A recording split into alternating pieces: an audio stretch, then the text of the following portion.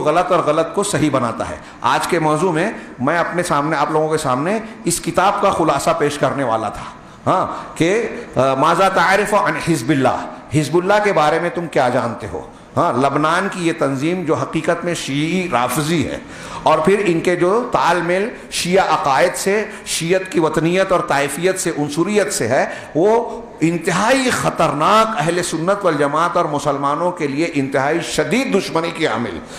اس کے واقعات جو اس میں نقل ہیں، یہ جو بیانات اس میں ہائی لائٹ کے صرف دیا، اگر میں اس کا صرف ترجمہ کروں تو آپ حیرت زدہ رہ جائیں گے کہ خود اسرائیل کا آدمی، اسرائیل کا ایک منسٹر اور اس کے ایجنسی کا آدمی بیان دیتا ہے، یہ اخبار کے ساتھ حوالے اور تاریخ کے ساتھ اس میں درج کیا ہے پورا بیان، آخر میں اس کے کچھ جملوں کو نقل کیا ہے کہ ہم نے یہ حزب اللہ کے ساتھ جو ہے وہ باہم پیکٹ کیا ہے، ہم ان کی رعایت کر رہے ہیں۔ اسرائیل کہہ رہا ہے کہ ہمارا ان کا تفاہم ہو گیا ہے، ہاں، اور یہ تفاہم اس لیے ہے کہ ہم اپنے مقاصد کو روب عمل لا سکیں اور اندرونی طور پر فلسطین کی حماس اور الجہاد تنظیموں کو مدد دے سکیں۔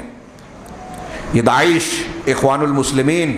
ہاں، یہ حزب اللہ، ان کے عقائد، افکار، منہج آپ پڑھیں گے، ان کے حقائق کو جانیں گے تو حیرت زدہ ہو جائیں گے۔ آج میں اگر اسے بیان کروں، اس کتاب میں جو خبریں حوالوں کے ساتھ ہے، اس کے اخیر میں تصویروں کے ساتھ وثیقے ہیں، مطلب جس کو دستاویز کہیں گے، فوٹو کے ساتھ ایسے ایسے وثیقے اور دستاویز ہیں کہ آپ آج پڑھیں گے تو حیرت زدہ سمجھیں کہ مولانا جو ہے ایسی باتیں کہہ رہے ہیں جو قابل یقین نہیں ہے۔ ایران میں ابو لولو فیروز جو حضرت عمر کو قتل کرنے والا ہے، اس کے شاندار ہے، اس کا فوٹو ہے، گیٹ بنا ہوا ہے اس کی مزار کا، وہاں طواف ہوتا ہے اور وہاں ایک کتبہ لگا ہوا ہے، اللہ کی لعنت ہو جبت پر، اللہ کی لعنت ہو طاغوت پر، اللہ کی لعنت ہو نعسل پر۔ جبت سے مراد ابو بکر کو کہا انہوں نے، جبت بمانا شیطان، نعوذ باللہ، بت اور شیطان دونوں معنی ہوتا ہے، اور طاغوت پر، یہ بھی شیطان کے معنی میں، یہ حضرت عمر بن خطاب مراد ہے۔ نعسل نر بجو اور بے وقوف آدمی کو کہتے ہیں، اس سے مراد حضرت عثمان غنی ہے۔ اس میں تصویریں دی گئی ہیں کہ یہ جو حزب اللہ کے لوگ ہیں، یہ امریکہ اور اسرائیل کے لوگوں سے ملاقاتیں کر رہے ہیں، انہوں نے آپس میں حلیف ایک دوسرے سے معاہدہ کیا، اور ان کے حسن نصر اللہ، حزب اللہ کا جو امیر تھا، جو عمل الشیعہ ایک تنظیم تھی لبنان میں، اس نے حزب اللہ کو جنم دیا، اپنے کوکھ سے نکالا 1982 میں، سیاسی میدان میں 1985 میں آئی، اور پھر اس کے بعد انہوں نے اپنے آپ کو چھپانے کے لیے پہلے اس کا عمل الشیعہ نام تھا، پھر اس کو عمل الاسلامیہ نام کر دیا، اور پھر یہ حزب اللہ کے نام سے ایک تنظیم بنائی تاکہ لوگوں کو یہ نہ لگے کہ یہ شیعیت کی تعلیم پر عمل کرنے والے اور اس کو فروغ دینے کی کوشش کرنے والے، ایرانی فکر کو آگے بڑھانے والے ہیں، اس لیے انہوں نے لوگوں کو دھوکہ دینے کی کوشش کی اور ذرائع ابلاغ کا استعمال کیا، تقیے کا استعمال کیا، جھوٹی بیان بازی کا استعمال کیا، اور یہ جو ابلاغ کا جو فتنہ اور فساد ہے، اس میں آپ کو ہم کو یہ بات معلوم ہونے چاہیے کہ امریکہ ہو، اسرائیل ہو، اسے معلوم ہے کہ کون سی خبر نشر کریں گے تو مسلمان لوگ کس سے نفرت کریں گے اور کس سے محبت کریں گے، لہذا وہ ایسی خبریں نشر کرتے ہیں جس سے سچے مسلمانوں سے مسلمان نفرت کریں۔ سعودی عرب، کویت جو دین کی خدمات کر رہے ہیں، جو صحیح منہج پر قائم ہیں، جو حرمین کی خدمت کے خدمتگار ہیں، پوری دنیا میں قرآن بانٹ رہے ہیں، پوری دنیا میں تبلیغ کر رہے ہیں، پوری دنیا کے ہر ملک میں مساجد، مدارس کو تعاون دیتے ہیں، وہاں ہر ملک کے بچے تعلیم حاصل کرتے ہیں دین کی، اور وہ اپنے خرچ پر ان کو بلاتے ہیں، بھیجتے ہیں، ان کے اخراجات برداشت کرتے ہیں۔ اس کے لیے ایک جملہ تعریف کا ہمارے یہاں نہیں نکلتا، آپ سوشل میڈیا پہ، دوسرے میڈیا پہ دیکھیں، کیونکہ امریکہ اسرائیل نے اپنے ایجنڈے کے مطابق صورتحال ایسی بنائی ہے کہ سعودی عرب کو اپنا دوست ظاہر کرتے ہیں، اور کچھ معاملات میں ہے بھی، اور سعودی عرب کو مجبوری بھی ہے، لیکن اس کو دوست بناتے ہیں اور اس کی مخالفت کرتے ہیں، اس کی اندر سے کھوکھلا بنانے کی کوشش کرتے ہیں، سازشیں کرتے ہیں، ان کے اندر سے بیانات آتے ہیں کہ مکہ مدینہ پر حملہ کر دو، اور اس کے بالمقابل یہ یہود نصارہ، یہ جو شیعہ ہیں، گروہ ہیں، یہ جیسے مثال کے طور پہ یہ حزب اللہ، اس میں ثبوت پیش کیے گئے ہیں کہ عراق کی حکومت، سنی حکومت کو گرانے میں امریکہ کا ساتھ دیا حزب اللہ نے ایران کے ساتھ مل کر، افغانستان میں طالبان کی حکومت کو گرانے کے لیے ایران اور خمینی نے اور اس کے ان چیلے چاپڑوں نے جو ہے مدد دی، بحرین کی سنی حکومت کا تختہ پلٹنے کے لیے ان لوگوں نے کوششیں کی، یہ لوگ جو ہے ایران میں جو ہے مختلف قسم کی تدریبات اور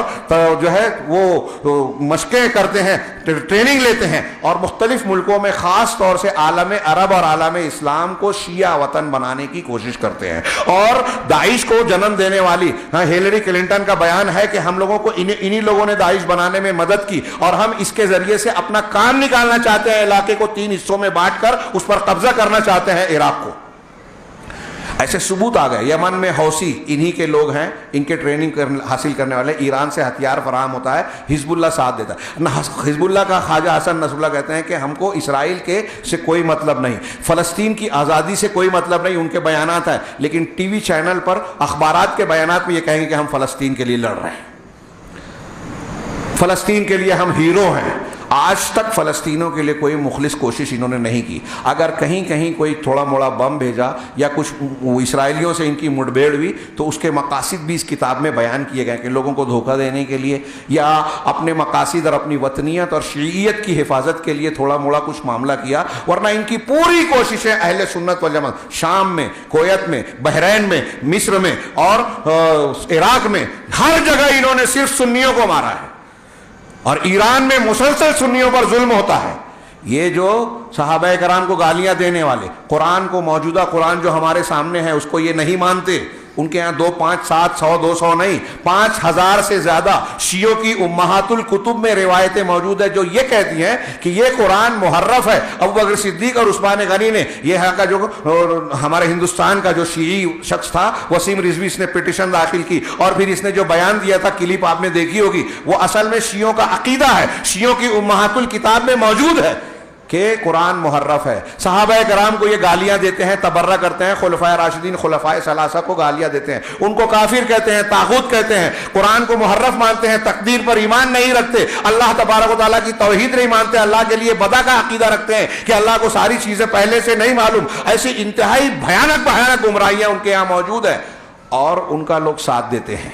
ہمارے ہاں لوگ میڈیا کے ساتھ دیتے ہیں، اخوان المسلمین اور فلسطین کی حماس۔ آپ دیکھیں کہ فلسطین کے سنی طبقات سعودی عرب کا شکریہ، ابھی جو موجودہ حالات گزرے، سعودی عرب کا شکریہ ادا کرتے ہیں اور کہتے ہیں کہ ہم سعودی عرب کا احسان کبھی نہیں بھولیں گے، لیکن حماس کا اسماعیل ہانیہ جو اسرائیل کے سامنے ہیرو بنتا ہے، اس کے بارے میں حقائق سامنے آئے کہ انہوں نے راکٹ مارے تھے اسرائیل جو ہے کیا نام ہے نیتن یاہو کے کہنے پر کہ آپ ماریں تاکہ میرا الیکشن کا معاملہ سیدھا ہو، میری حکومت خطرے میں ہے، میں حکومت بچاؤں، اگر آپ حملہ کرو گے تو پلٹ کے ہم حملہ کریں گے۔ جو لاشیں سنیوں کی بتائی گئی وہ غزہ اور فلسطین کا جو یروشلم القدس کے درمیان کا وہ حصہ ہے جہاں شیخ کیا نام ہے وہ شہر کا صلاح الدین ایوبی کے استاذ کے نام پر وہاں ایک لمبے عرصے سے 1948-49 سے کیس چلا رہا ہے وہاں کے مسلمانوں اور یہودیوں کے بیچ، جنہوں نے ان کی املاک پر قبضہ کیا تھا، تو ان لوگوں نے جھوٹے کاغذات بنا کر کورٹ میں پیش کیے کہ یہ ہماری زمین ہے یہودیوں نے، لیکن ان لوگوں نے دولت عثمانیہ کے زمانے کی ترکی سے جا کر اپنے کاغذات حاصل کیا اور بتایا کہ یہ زمین ہماری ہے۔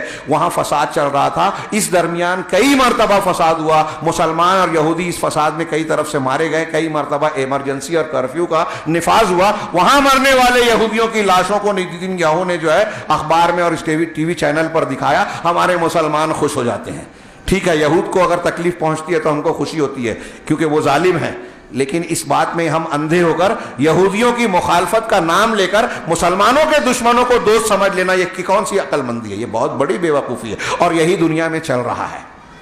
یہی حزب اللہ ایران کی طرف سے ہو رہا ہے۔ بیان آتا ہے ہاں کہ ایران نے بھی ابھی ہمارے یہاں آیا کہ سعودی عرب میں اذان پر پابندی لگ گئی، ابھی حقائق معلوم کیجئے تو کچھ اور ہے۔ ایک جھوٹی خبر بھی آ جاتی ہے تو یہاں شور مچ جاتا ہے کہ اسلام خطرے میں ہے، اور ان کی طرف سے یہ خبر آ جاتی ہے کہ حوثیوں نے حرم پر جو ہے وہ میزائل داغا تھا، ہوا میں اس کو مار گرایا گیا، ہاں مسلمانوں کو یہ نقصان پہنچایا۔ احواز جو ایران کا ایک قبضہ کیا ہوا سنی علاقہ ہے، وہاں کے مسلمانوں پر فلسطین کے مسلمانوں کی طرح انتہائی سنگین جرائم 1924 سے برتے جا رہے ہیں۔ انتہائی لمبے تو چوڑے معاملے میں قتل و غارت گری کا بازار گرم کیا گیا۔ وہاں سنیوں نے اگر کوئی تحریک چلائی تو ان کو جڑ سے اکھاڑ کر پھینک دیا، لوگوں کو غائب کر دیا گیا۔ اس علاقے کے لوگوں کو اپنے بچوں کے لیے ابو بکر، عمر اور عائشہ، حفصہ نام رکھنا منع ہے سنیوں کو۔ ایرانی سختی یہ ہے، یہ خواجہ حسن نصر اللہ اور حزب اللہ اپنا مرکز ایران کو مانتے ہیں، خمینی کی طرف رجوع کرتے ہیں. اور 1985 میں جو صابرہ اور شتیلہ کا جو واقعہ ہوا جس میں فلسطینی خیموں کے اندر کئی ہزار 15,000 لوگوں کو قتل کیا گیا، بہت ساری فلسطینی مسلم بچیوں کا ریپ کیا گیا لوگوں کے سامنے. صابرہ شتیلہ میں ایک ہی موقع پر 25 سے زیادہ مسلم بچیوں کا ریپ کیا گیا. اس کتاب میں حوالوں کے ساتھ اور خبروں کے ساتھ موجود ہے. ایک ہسپتال میں ایک مسلمان سنی کو حزب اللہ کے لوگوں نے جب ذبح کیا، یہ حزب اللہ کے کیا کہتے ہیں فلسطینی لوگوں کو حزب اللہ نے لوگوں نے جب ذبح کیا شیعوں نے، تو ایک نرس نے احتجاج کیا تو اس نرس کو بھی قتل کر دیا گیا.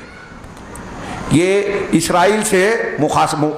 دوستی رکھتے ہیں، یہ امریکہ سے ان کا ایگریمنٹ ہے، اور مختلف چیزوں میں یہ اسلام اور مسلمانوں کے بالکل خلاف ایجنڈا رکھتے ہیں. یہ کہتے ہیں کہ فلسطین کے مسلح فلسطینی مجاہدین جو اسرائیل کے خلاف ہے، ان مسلح لوگوں کو ہم جو ہے غیر مسلح کر دیں ہمارے مقاصد میں یہ، لیکن بیان دیتے ہیں کہ فلسطین کی تائید کر رہے ہیں. جنوبی لبنان سے موسیٰ الصدر جو عمل الشیعہ اور یہ اس کا بانی ہے،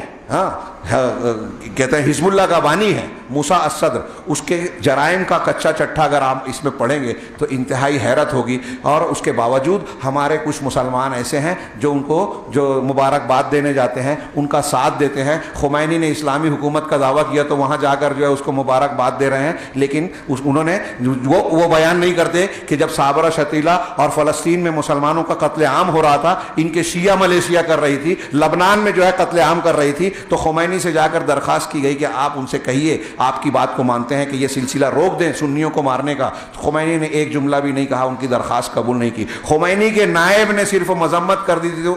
منتظری نے، تو اس کو جو عہدے سے ہٹا دیا گیا. اس کتاب میں موجود ہے.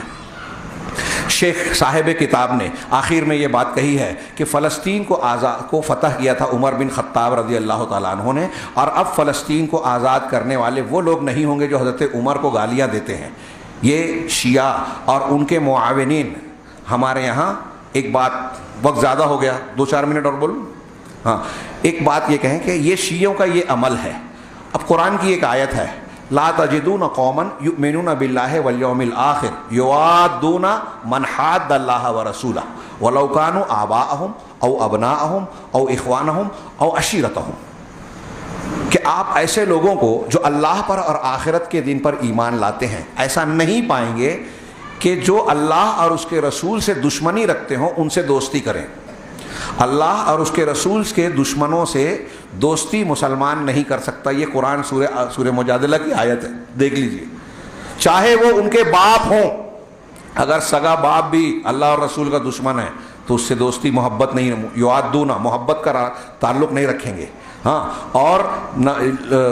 چاہے بیٹے ہوں چاہے خاندان کے لوگ ہوں، یہی لوگ ہیں جن کے دلوں میں اللہ نے ایمان لکھ دیا. اب یہ شیعوں کا یہ کردار میں نے تھوڑا سا بتایا. پوری تاریخ ان کی یہی رہی ہے کہ سنیوں کو قتل کرنا، ان کو نقصان پہنچانا. اور عالم عرب میں آج وہ سب سے بڑا آلہ ہے امریکہ اور اسرائیل کا. وہ جانتے ہیں کہ یہ ہمارے کام کے ہیں، اس لیے ان سے دشمنی کا مظاہرہ کرتے ہیں، کیونکہ ان کو معلوم ہے کہ جب ہم ان کے خلاف بیان دیں گے، ایران، ترکی اور حزب اللہ کے خلاف بیان دیں گے تو مسلمان ان کو ہیرو مانیں گے، اور سعودی عرب سے دوستی کا اظہار کریں گے تو مسلمان ان کو گالی دیں گے. وہ یہ چاہتے ہیں اور یہی کر رہے ہیں.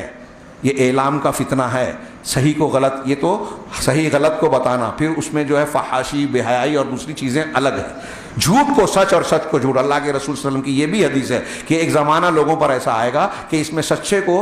کو جھوٹا مانا جائے گا، جھوٹوں کو سچا مانا جائے گا. میں وقت نہیں ہے اس لیے عربی نہیں پیش کر رہا ہوں. اور امانت دار کو خائن خائن قرار دیں گے، خیانت کرنے والے کو امانت دار مانیں گے. اور رویبضہ لوگ جو ہے بات کریں گے. صحابہ نے پوچھا یہ رویبضہ کیا ہے؟ تو کہا کہ عامت الناس، ہلکے پھلکے لوگ ہیں، وہ مسلمانوں کے بڑے بڑے معاملات میں گفتگو کریں گے. آج آپ دیکھیے کہ جس کو کچھ بھی علم نہیں ہوتا وہ ہوٹل پر بیٹھ کر عالمی سیاست پر گفتگو کرتا ہے، مسلمان حکمرانوں اور علماء کے کیلے نکالتا ہے، تنقیدیں کرتا ہے. یہ اللہ کے نبی صلی اللہ علیہ وسلم کی یہ بھی پیشین گوئی ہے. یہ فتنہ ہے. تو اعلام کا یہ جو فتنہ ہے، اس کتاب میں ایک عنوان قائم کیا گیا ہے کہ لوگ ان سے دھوکہ کیوں کھاتے ہیں. اب میں نے شیعوں کا کردار بتایا. ایک چیز کی طرف اشارہ کروں کہ ان شیعوں سے حماس کی دوستی ہے،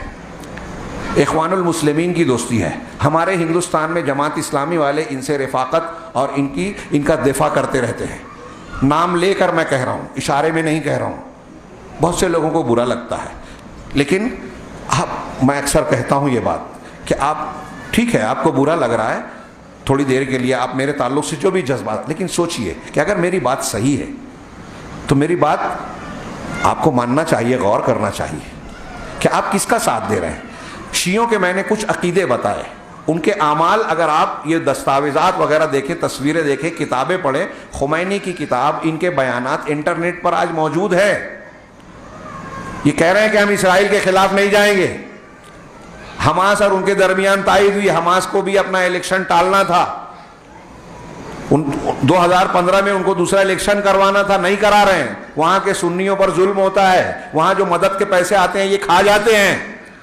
اسرائیل کے لیے ابھی کچھ لوگوں نے یہ آواز ٹیپ کر کے بھیجی حماس کے بعض لوگوں سے کہ اسرائیل کی ایجنسیوں کو یہ خبر دے رہے ہیں کہ ہم نے اپنی 14 منزلہ فلاں فلاں عمارت کو خالی کر دیا، تم اس پر حملہ کرو تاکہ دنیا میں یہ خبر بنے کہ حماس اور اسرائیل، حماس کے مرکز کو اسرائیل نے تباہ کر دیا اور ہماری دشمنی کا چرچا ہو۔ اسماعیل ہانیہ جو اس کا صدر تھا یا ہے، ہاں، اس کے 3 بیٹے ہیں، اس کی بیوی کی تصویر آپ دیکھیں گے تو آپ مانیں گے نہیں کہ یہ مسلمان ہے،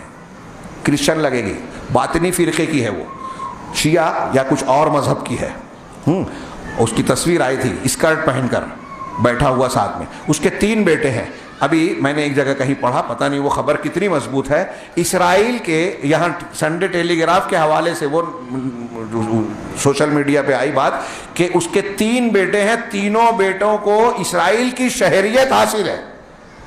اسرائیل کی شہریت۔ اگر حماس اتنا بڑا دشمن ہے اسرائیل کا تو اس کے صدر کے 3 بیٹے اسرائیلی شہریت کیسے رکھتے ہیں اور ان کو مراعات حاصل ہیں، رعایتیں حاصل ہیں، ان کو مدد ملتی ہے، کیسے؟ یہ اعلام کا ایسا فتنہ ہے کہ ہم صحیح کو غلط، غلط کو صحیح، سچے کو جھوٹا، جھوٹے کو سچا سمجھ رہے ہیں، مان رہے ہیں۔ جو سچا اسلام کا کام کرنے والا ہے، داعی ہے، وہ ملک جو اسلام کی خدمت کر رہا ہے اس کو ہم دشمن مانتے ہیں، مخالفت کرتے ہیں، اور جو غلط منہج والا ہے، اسلام اور مسلمانوں کو قدم قدم پر نقصان کرتا ہے، اس کی تائید کرتے ہیں۔ وقت زیادہ ہو گیا، میں صرف ان کی اس عبارت کا کہ فتنے کہاں کہاں ہیں موجودہ دور میں، یہ ان کی اس عبارت میں آپ غور کرتے جائیے تو ہم کو نظر آئے گا اللہ کے رسول صلی اللہ علیہ وسلم کے الفاظ کے اس میں کہ ہم تمام ہر طرف فتنے دیکھ رہے ہیں کہ